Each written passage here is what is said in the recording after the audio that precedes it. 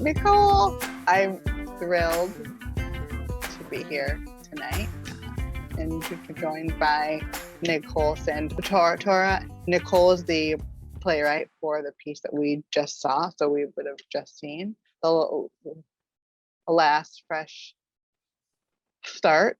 And Nicole, I'd love for you to just sort of get started to let us know a little bit about what brought you to playwriting. Yeah, I feel like I have been interested in screenwriting for a long time. And this feels a little bit like my first love is, screen stuff. And honestly, I feel like this festival pulled me into playwriting. I think, comparing the two, screenwriting versus playwriting, the idea of being able to have a really in-depth conversation about a thing, having people talk through a thing is really exciting. I feel like with screen, with stuff for the screen, it's always show, don't tell. And so it's just nice to be able to like explore an idea fully with words. I feel like that's something that I struggle with when it comes to writing for the screen, is not saying too much, showing, what can you show, that economy of, what can you show versus tell, which can be, there's pros and cons to both of those. But honestly, this festival really drew me into like, oh, there's that idea that I had, and I want to see if it's a one act. Why not give it a shot? And can you tell us a little bit about the story in your words and where it came from for you? And I have more questions just thinking about the location, but as you're thinking about, you had this idea that you just said for a story, and so what was that? Yeah, so my mom and dad were two artists who went to Paris to be a more fully expressed version of themselves. And I don't know much about that. All I know is, oh yeah, we went to Paris, we had to come back, and you were born, and that's all I know. So we came back, and you were born. Okay, great. Right, You're like, right. And what happened? So this is, part of it is me just trying to make sense of how I was brought into the world.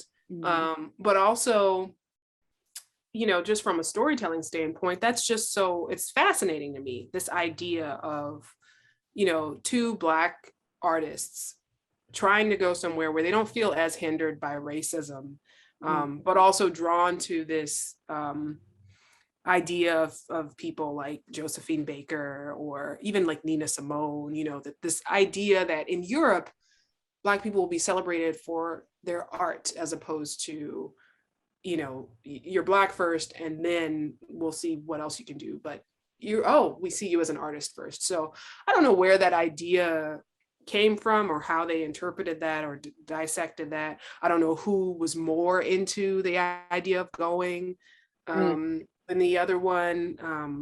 And definitely, I feel like I have to say, like, as a disclaimer, like, my mom is nothing like this character. Okay, like, yes. Character is. We needed this. We need the disclaimer. I think all parents. Yeah. My parents are always very particular about the things I write, and so yes, I have had to say the same thing. So disclaimer, Mom, it's not about you. Right, right, and it's and that's where I feel like it's more of like a jumping off point than like a direct biography of this is a historical account of. It's not. It's really me just saying, wow, that's an interesting concept, and then also the motherhood component of my older sister, was very much in the world at the time, and she did have her really young, so those elements are accurate. But yeah, she did end up in this place and ended up as like an au pair, nannying other kids. So it's just like, there's just a lot of interesting like jumping off points, you know, like Yeah. you're, trying to go do this thing, sans kids, and then you're taking care of other people's kids so that they can go do their own thing. Yeah. Yeah, just, I mean, and I feel like there's even more to explore with like, well, what did this other person do with their time when she was watching the kids? Were they doing something fulfilling or not? Were they just paying to, I mean, most of the time it's people who can like hire a nanny, there is some Yeah. flexibility in what they can do. So I mean, there's Yes. there's just, yeah, yeah. So it's not like, it's a daycare and I'm just trying to get to and from work, and there's a very so I don't know. That opened a lot of questions for me. And so For you. those are the questions that I started to dig at. Yeah, and for me, I was drawn to Paris. It is one of my favorite places, and I think about the connection that Paris has to Black artists. I think about, James Baldwin and Josephine Baker and Nina Simone, and the way that a lot of Black artists got lost in Paris and and took Paris as a second home or a primary home, and thinking about the conversations in the play that also have to deal with the real relationship that each of the characters has to Paris and to being an artist in Paris at that time. Yeah. Yeah. I feel like I personally, like, my relationship to Paris is through that lens, is through that, like, oh, I do have a connection in a way because of that starting point. But my personal, like, by the time I got there in 2000 and whatever, it was a different place. I went there with different, it was just like a trip. And, sometimes Okay. like the Yeah. physical, like the visceral Yeah. thing can Yeah. overwhelm the romanticism of a thing. So I haven't been back, 100%. and I would love to like go visit again at some Yeah. point. Yeah. No, I mean, I didn't say it was perfect. No, not at all. But It is far from it. But yeah, I just think about that connection and that tie in there, and also this decision to have a child, which is a really big one for many women. The this decision to have a child is a big one that many women go through, and I think whether we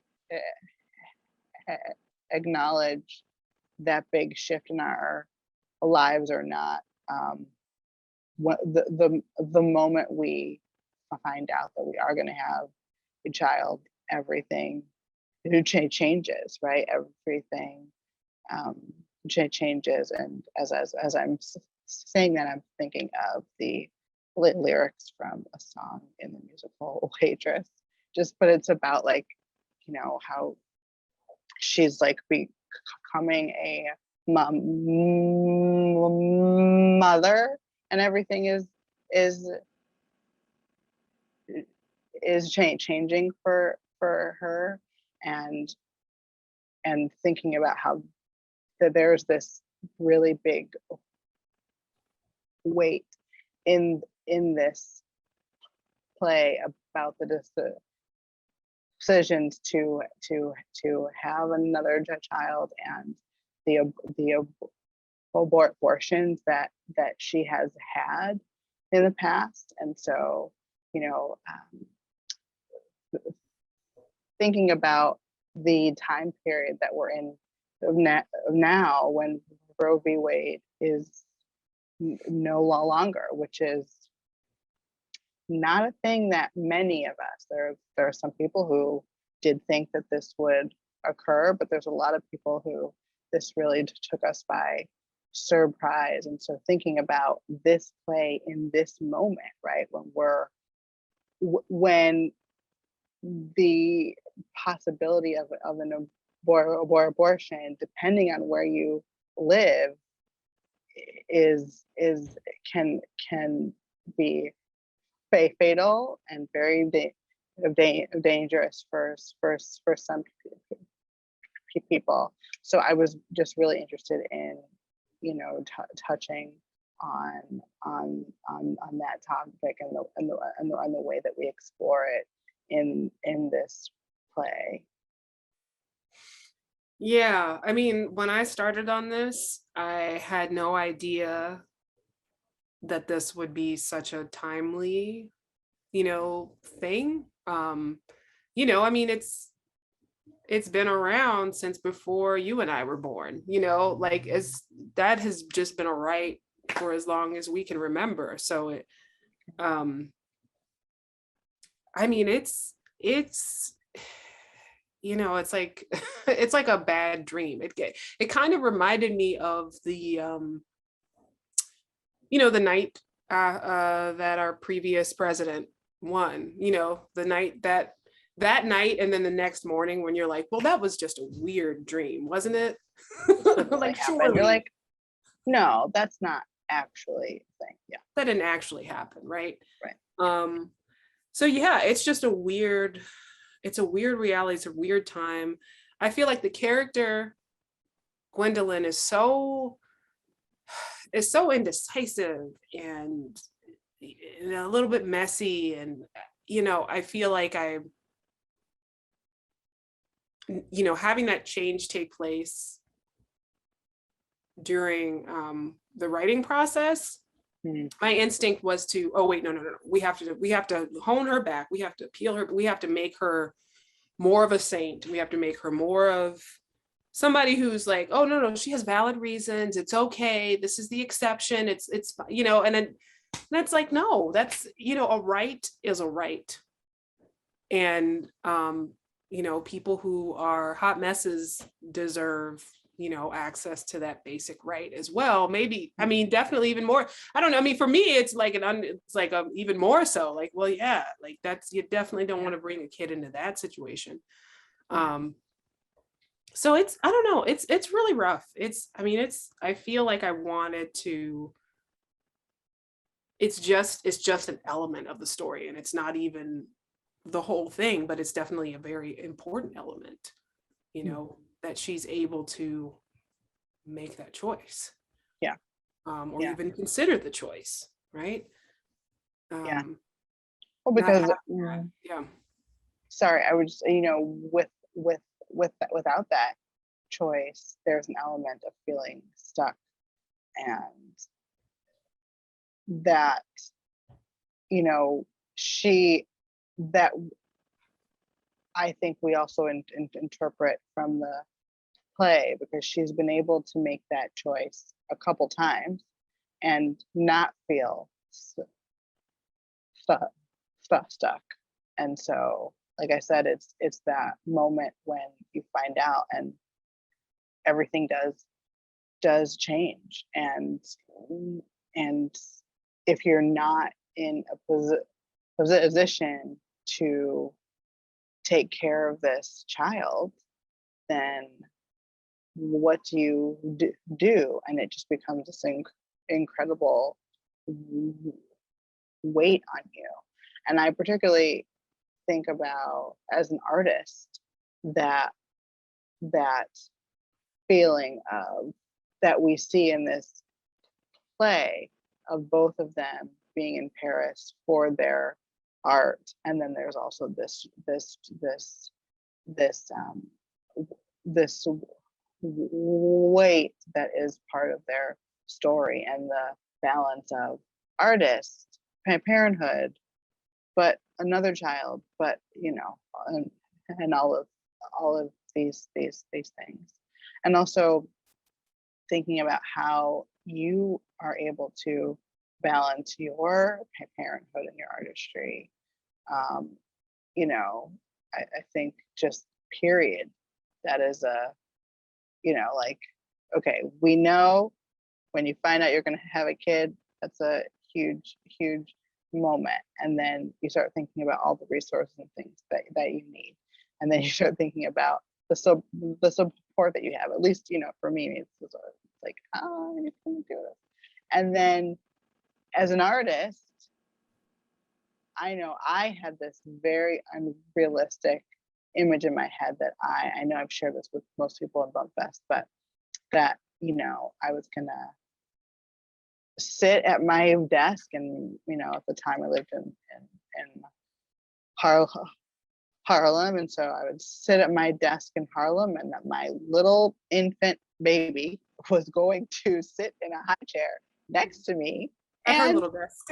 at her little desk, which she doesn't have like like that's not a thing when they come out of your body, that she was going to sit upright. Again, it's not a thing, it happens right away, and do her scribbles or whatever the work was going to be. And I was going to write and become the next Sismoy Parks or Lynn Nottage, and we called it a day. And I was like, and then very, very quickly, I was like, this heaviness of, but I'm supposed to be a playwright.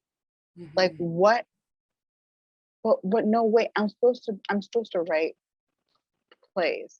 And now, okay, let me see. I'll write on my phone, right? I did that. I wrote all these essays, right? And I would write on my phone. I said, okay, I'll do that.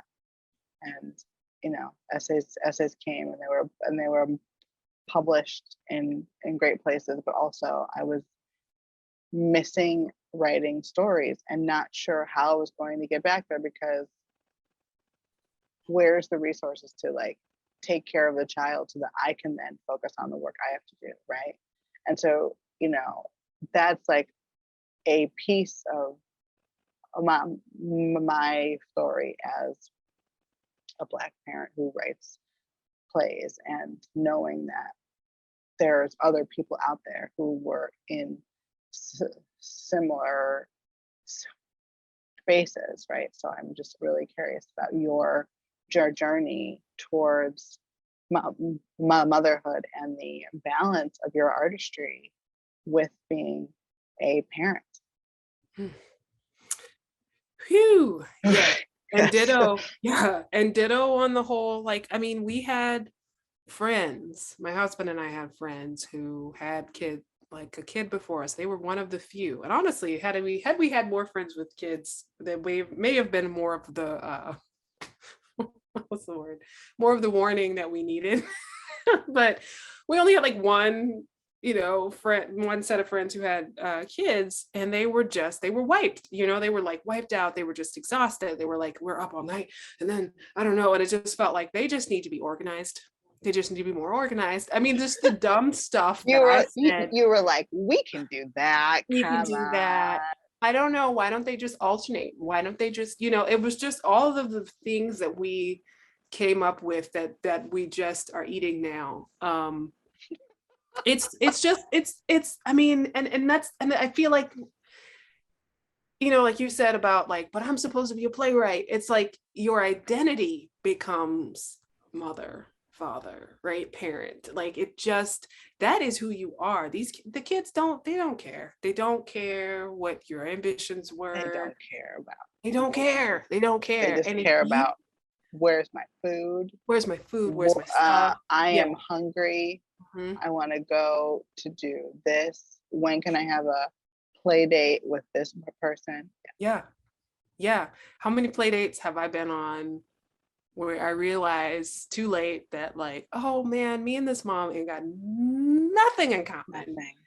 But the kids maybe connect, I guess. I hope, you know, I mean, the things that you do for your kids.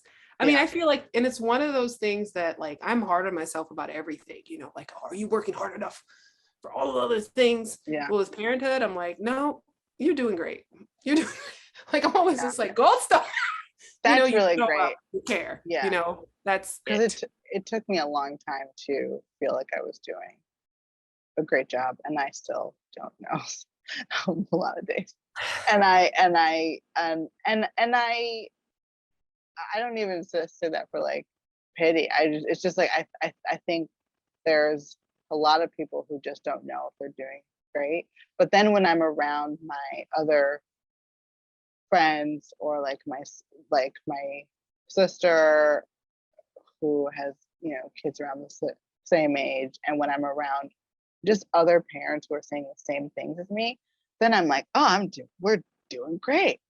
Because I see that it's not just my kids who are taking their lovely sweet time to get out the door, and every single person has to go through this litany of all the things you have to do like an hour before, and then still everyone somehow seems to be 15 minutes late, and you don't know how that happened, and then you feel like a really big failure.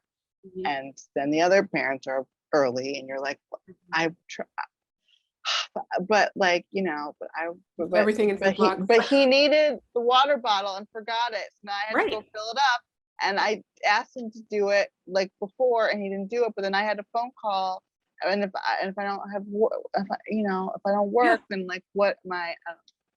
yeah, yeah, And I recently had a friend, and we literally went through this whole thing, and I was like, oh, I feel we're doing great. we're doing great. We're We're doing doing great. great. You're doing great. We're Are all they doing great. alive?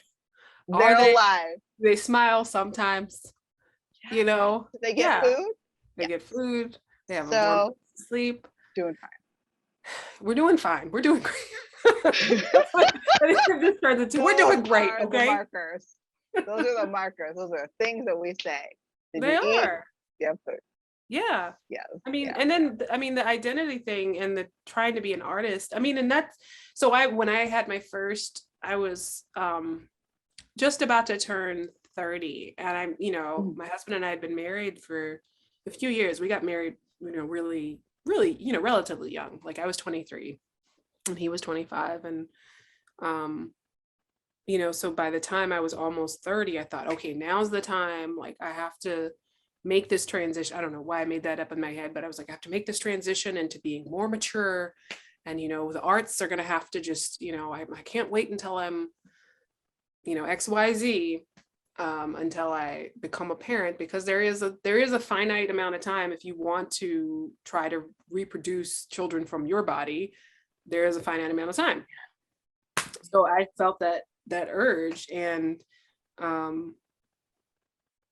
yeah, I mean, I definitely had those moments where I was just like, so this is who I'm going to be for the rest of my life, because I wasn't successful before I had children, and therefore this will be my identity. And maybe, maybe I could have a little something in a corner of somewhere. So I mean, this is why it's like this festival is just like I mean, it feels like something that was I feel like I can't say enough how awesome this is, how awesome it is to have a festival specifically for mothers and for Black mothers, and then the childcare like credit to help with. I mean, it's like one of those like, what is the thing that you need? Time.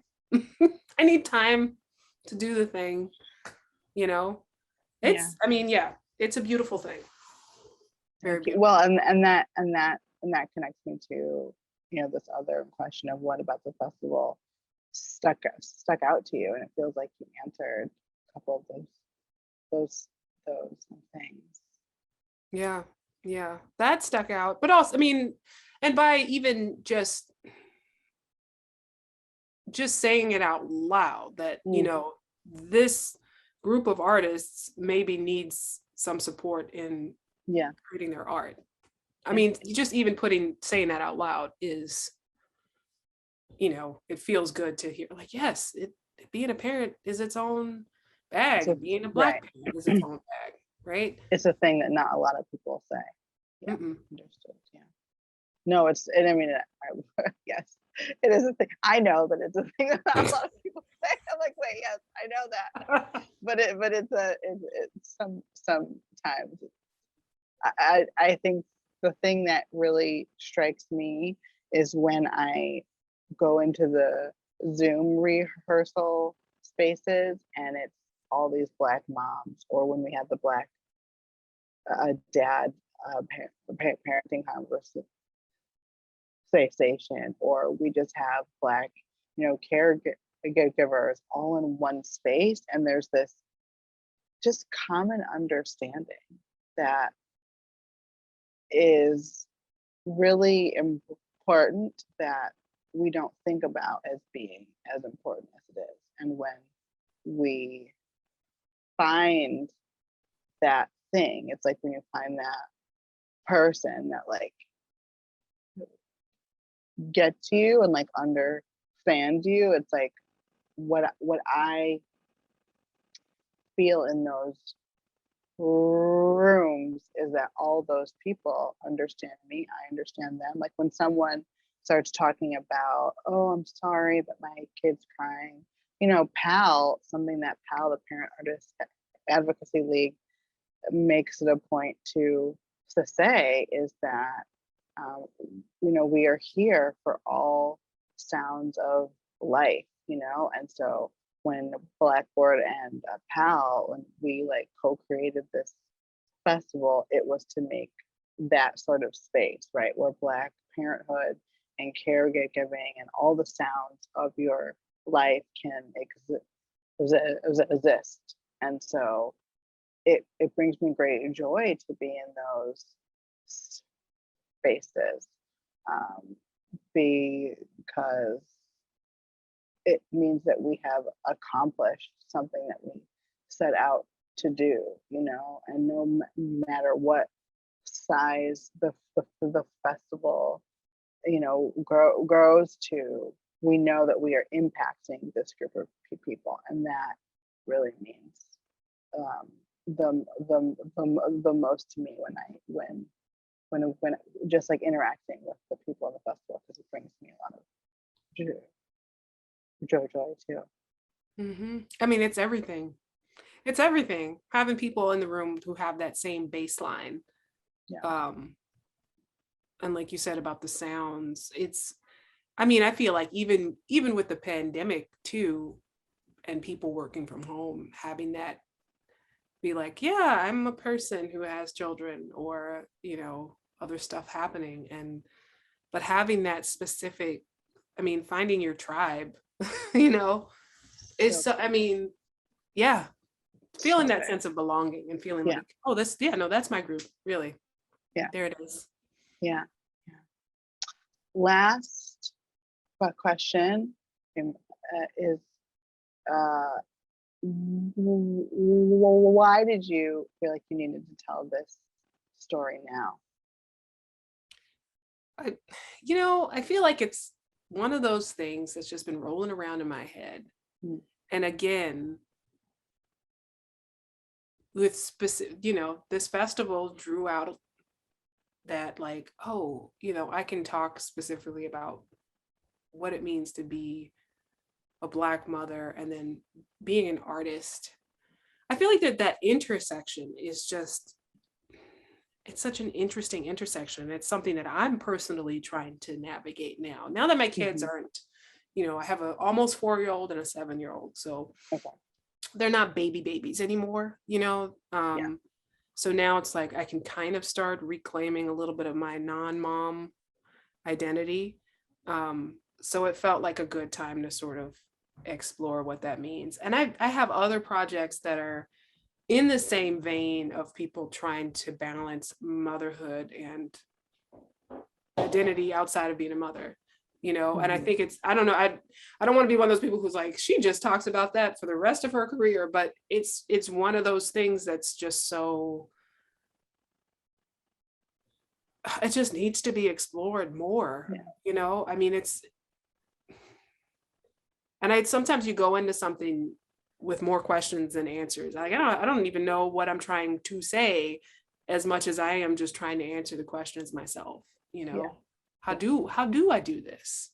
What's maybe, somebody who, what does that look like when somebody maybe puts their needs above being a parent? What does that look like? You know, how do Yeah. they get away with it? Do the people Right. around them let them get away with it? Right. Yeah. Because there is that just, you know, it can be overwhelming at times. Yes. So I think for, you know, for my own sanity, it was like important to sort of put that into a constructive place. Yes. I hear that. I hear that. Okay. Well, I really appreciate being able to take this, time to just check in with you a little bit after we have just experienced your piece, and I really hope that people get to check more about the work that you're doing. So I hope that people get to check out the work that you're doing a little bit more. We will definitely make sure that we share your website or your social handles and any upcoming projects. Make sure if you would like to let us know about that too. But just we really hope that people get to engage with you and this piece and have enjoyed the work of the festival. Thank you so much. You're welcome.